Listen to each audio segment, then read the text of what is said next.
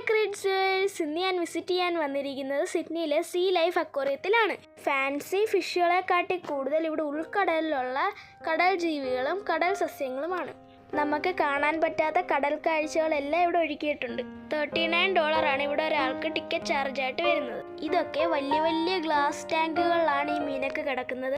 ഈ സ്ഥലം കടലിനോട് ചേർന്ന് തന്നെയാണ് സെറ്റ് ചെയ്തിരിക്കുന്നത്. ഇവിടെ ഒരുപാട് മീനുകളുണ്ട്. കണ്ടോ, ഈ മീനെ കാണാൻ അഴുക്ക് പിടിച്ച ശരീരം കണക്കുണ്ടെങ്കിലും ഇതിന്റെ ഒരു സ്കിന്നാണ്. ഇവിടെ ഓരോ മീനുകൾക്കും ഓരോ പ്രത്യേകത കാണും. കണ്ടോ, ഈ മീനിന്റെ ഫ്രണ്ടിൽ ഒരു കൊമ്പ് കണക്ക് ഇങ്ങനെ നീണ്ടു നിൽക്കുന്നത്.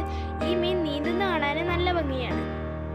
ഇവിടെ ഇതുപോലത്തെ ഉൾക്കടലിലുള്ള കടൽപ്പുറ്റുകൾ എല്ലാം ഇവിടെ സെറ്റ് ചെയ്തിട്ടുണ്ട്.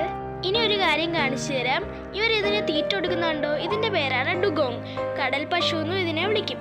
ഇത് ബീച്ച് സൈഡിലാണ് ഏറ്റവും കൂടുതൽ കണ്ടുവരുന്നത്.